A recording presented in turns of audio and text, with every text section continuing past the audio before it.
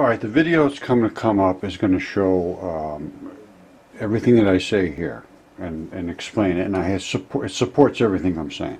Now, 3D CAT scans were done by Jesse Grant and Associates. Wonderful people, helped us out a tremendous amount. Comets and meteorites were alive. I'm going to see if I can show that and prove it. Planets are or all were alive, and I believe that also is the case. Ancient texts appear to be true. They support everything that was said, and Velinkowski searched those things very, very deeply, and I believe he was right. In the event that this is correct, and these things are from living creatures, all of this becomes questionable. Geology, physics, planetary formation, history, religion, the Big Bang, evolution, tectonics, and everything else. It all needs a new look. Solvomorphism is the creation of all of these types of rocks, which you'll see in a minute. And my Facebook page group is Question Everything, and everything needs to be questioned because everything that I'm finding has a lot to be questioned. So that's what I'm saying, and I believe I can prove these things, and I'd like to have them looked at and examined by academia and the intellectuals that believe that this is silly, because I don't think it's silly, and I think I have the proof. I have three DNA tests, I have 7 CAT scans, I have anatomists, expert anatomists that agree. I have the process recreated in the laboratory of how the wet fossilization process works. I have the specimens, I have documentations, I have videos, and I'd like to have it examined. Everything you're looking at in front of you was alive at one time and consuming oxygen. There's blood supply to every single thing that you see, every rock there. There's not one of them that isn't. That big yellow one at the end is a gigantic tendon in place in it. The black one right next to it is a huge bursa. The one next to that one to the right is another bursa that formed in another manner. There's been 7 CAT scans. There's been 3 DNA tests. There's lungs here. There's fingertips. There's everything. There's every structure, tendons and bones, and it's all been totally 100% verified. It needs to be looked at, and you know, if somebody can come up with a reason that it's not true, I'd like to talk about it. All right, once again, here's another rock with the vein, and the vein clamps off so that the material inside the vein cannot evacuate, and there's the artery, and the arterial side has no clamps, so they blow out. I've seen it over and over and over and over and over, hundreds of times, literally. And this is what ends up creating the plagioclase, which is the tendinous implantment, and there's many places that it does this. And this stuff here and that's right there. That's what slips in between the tendon. This would have come out just a little further and covered that, and the tendon ball is right there. And I snapped it open to see, and it's right down inside here. And I see these tendon balls all over, and they end up having that plagioclase material wherever that is. Yeah, that's just the way it works. And that plagioclase material, guess what? Plagioclase is on the highlands of the moon. It's on this comet. It's everywhere there is. I'm 100% sure you're going to find it everywhere, because tendons are the most tenuous thing on the face of the earth. They just virtually don't ever just go away. All right, this is from Wikipedia. This is the plagioclase material. Extremely clear. There's no question about what it is, and it's in the specimens that I just showed you. Alright, this is another rock that's been cut straight across. You see it straight across there. Now the artery and the vein, same thing again. One of them purges, and then it ends up filling up with crystals. And then the vein side clamps off, so it keeps the bodily fluids, and they stay in there. Now this is what a rock looks like. That's just a rock. Where's it going? Hold on. Let me get a little light on there. It's just a rock. Everybody would look at that as, oh, it's just a rock. Well, it's not just a rock. If you cut it open, you will see exactly what it is. It's from a creature, and that had blood going into it. I don't know what it was or what it did, but it was alive. Okay, here's a meteorite that came through outer space and came into our solar system and through our atmosphere and literally smelted. The blood that was in here would contain copious amounts of iron. You have your vein and your artery. You can see them right here. The black leaching out is the ferrous oxides. There's no question. I'm going to show this over and over and over and over again. I have them in dozens and dozens and dozens of examples, and you're going to see them very shortly. And that came from outer space, came through and crashed into the Earth, and that is how that was formed. And the Comet 67P is also a product of life, and all the planets, I believe, are products of life. Mars is no question, it's a product of life. And we have all this. Okay, that is an iron meteorite, and I believe it is similar to this, which is a lung. And this lung, if it came through outer space and into the atmosphere and it was loaded with blood, it would turn into, smelt right into iron like that. This is a lung that's been DNA tested, 100% human, and inside of it, it is loaded with blood and loaded with ferric oxides. And if this came through from outer space, this would turn into that. This is a petrified human lung, completely, totally verified, DNA tested, 100% human. It's been CAT scanned. We never had it. DNA test is not really anything there, but it's fully understandable what the structure. And some of these things have been hit with acids, and they're fully burnt out. And some of them were actually, this thing bled. Literal blood came out of this. Actual blood, and I have the pictures of it. Blobs of blood. There's other lungs that petrified in other ways. Now, the key here is that they're transitional. Some of them, they start off really gooey and then they end up transitioning to solid mineral. Alright, this is on Comet 67P, and I have this is actually from the video. It's called Comet 67P, Mysterious Features Discussed, Life, ? Okay, now, here's your vein and your artery. They can't understand them. Inside the rim, inside the walls of these things, they're little balls of stuff. They call them dragon balls. Not dragon balls. They're petrified cellular material. It's the balls of the fluids that have been bubbled out from the vascularness of an arterial entryway. Okay, just quickly to show you this. This is that comet. You see that boom, boom, boom, boom, all the way around? That's not just accidentally occurred here. Those are the teeth of the tendon balls. And I show this very clearly. I'm not going to go deep into this one. Just go, you can go watch this. It's only, I don't know, it's 17 minutes long. It's extremely detailed, and it shows the same features. There's no question of what this is. I just need somebody to really look at this and pay attention to it. And they're up there doing the chemistry on this. There's no question what it is, and I know already what the chemistry is going to be. So I want to talk to somebody and have them look at what I believe this is, and if they have some other explanation, God bless them, because I'd like to hear it. You see that? That's the teeth I'm talking about. You see it all the way around the tendon. And that's the strap on the other side of the tendon. You see all this stuff here? That is the plagioclase material. It's exactly the same. You see it right there? That's the exact same stuff. Those are the teeth. Those are the teeth. That's what we're talking about. Alright, and I show this. This is a tendon ball, identical structure that's on Comet 67P, or that is Comet 67P. If you look at all of the different structures that are on this, the two different types of tendon heads that are sticking out, there would be muscle straps attached to there, and they break off where it transitions. I have a full video of it showing the transition points. I have all the chemistry. I have the anatomists. I have the DNA tests and the CAT scans, and it's proven what it is. Alright, this is Comet 67P from the Rosetta mission, where they went out to explore this comet with a robot.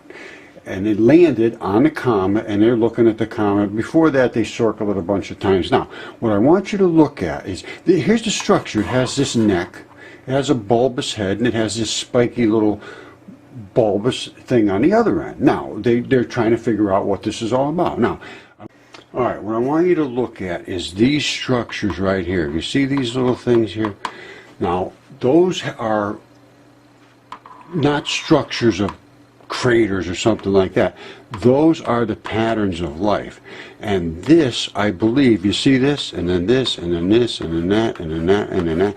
These, I believe, are the layers of muscle. And I believe that is the internal structure that breaks off exactly at the place where tendons turn into muscle.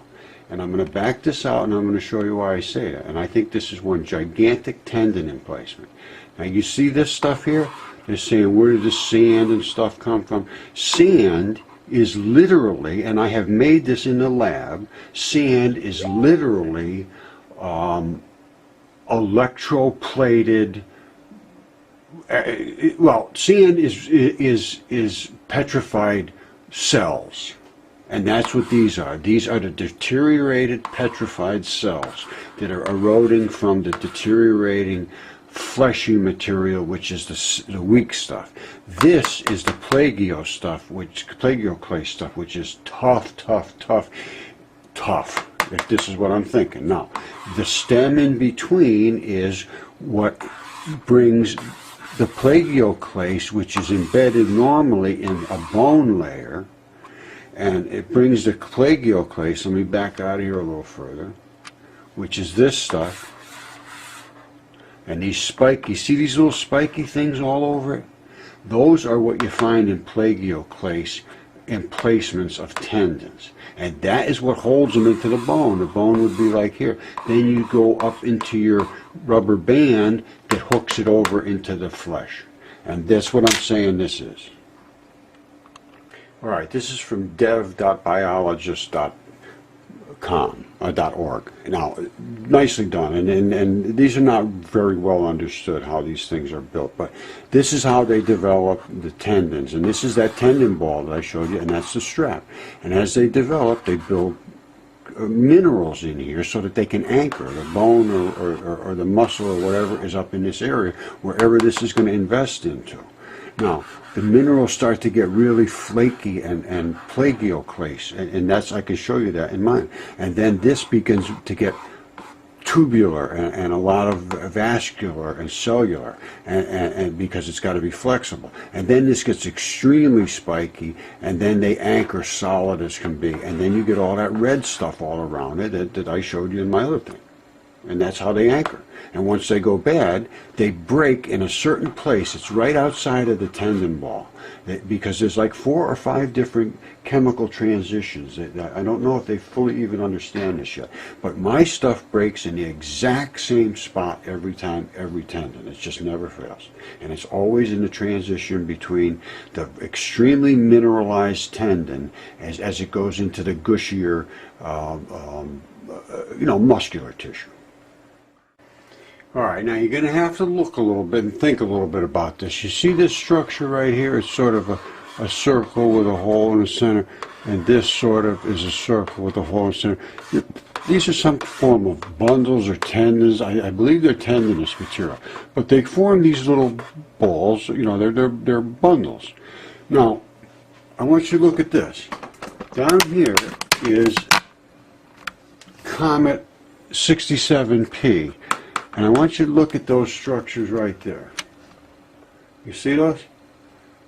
I'm saying this is a tendon emplacement, and I'm saying that these are the same as the broken fibers that I just showed you on the specimen that I have here in my shop. Now, watch this. As I back up from this specimen, all right, I'm going to back away from it. Or I'm going to twist around from it, because this is amazing what happens. Now, as I move up the fibers, all of a sudden, see them? They're like little, they look like boards, and then all of a sudden, bang, look at that. Look at that. Now, this white stuff, you see that? That's mineral. These things are extremely mineralized, and they make these little patterns. They're almost like little crop circles and things. But anyway, as you go up further, up to tendon, you get this material. Let me see if I can focus this in a little better. You see this material here? You see everything's striated, and I have to block the light coming in from the side. Now, you see this reddish stuff? That's all there's some kind of blood investment here. And this is a transition, and my stuff breaks at a certain spot, and every one of them, I always wondered why. And I see this exact same structure in the Giant's Causeway and a lot of places, and I'll show you that later. Now, you see these things? This is vascular stuff. That's blood. That's where the blood is servicing these things. Now, I'm going to go a little further up, and you're going to see what happens now. It says, okay, what are we going to do from the tendons? We have to make a transition into the muscle. And here comes the muscle. Isn't that something? And so you're going to have another sort of, and here comes the muscle fiber. The black and the white, or, you know, it's brown and white or whatever color it is, but that's muscle fiber. Now, I'm going to home in on this a little better if I can. Now, you still see minerals in there and things, but it takes on this band of fibers. And they weave into each other, and they still get service with blood here and there, and then it goes off that way, and it broke off on this end too. But this is the identical, you see these things here? This is the identical structure you see on Mars, you see everywhere.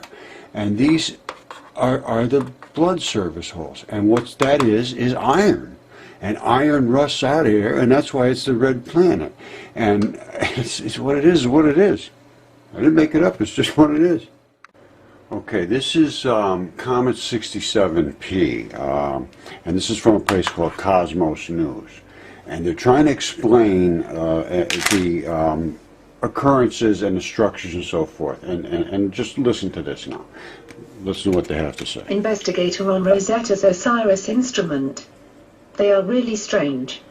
The pits can be found clustered in just a few regions on the comet's surface. There are small groups of them on both the head and body of the rubber duck-shaped comet, but nearly all of them appear in the comet's northern hemisphere. All right, I want to just mention this. The reason for this is those circular structures are the product of tendons.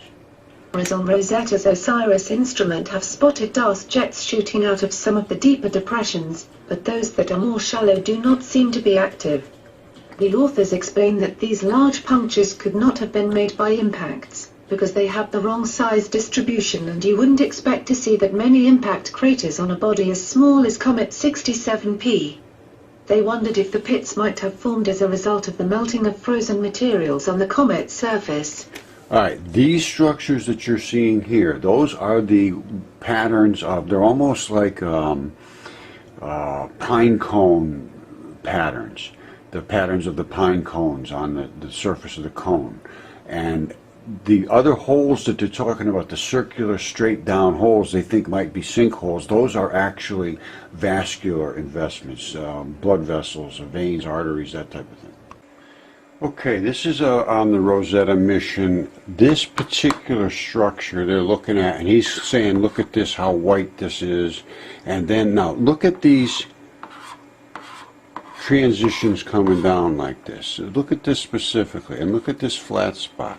Now look at the way this planes out, and then you get this shape here coming around the edges, all the way around the edges. Now look at this stalk coming up, similar to this. Okay, now look at the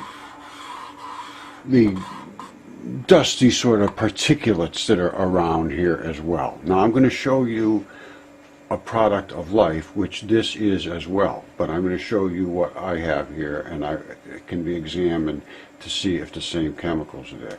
And this is it right here. Alright, now let me put a light on this. Now I just showed you what you have there. Now let me get this down carefully so this can be seen. That is that flat spot. Now as I rotate it down, you see these, whoops, I can't, let me just do this with my finger. You can see these are the identical same structures coming down. If you look over here, well, as a matter of fact, you can see there's another stalk up here on the other side. exactly as the other one has. You see these structures coming down, and then you see the ball around. And that ball is this right here. If you can, it's hard to see this. Let me see if I can get a little better light in there.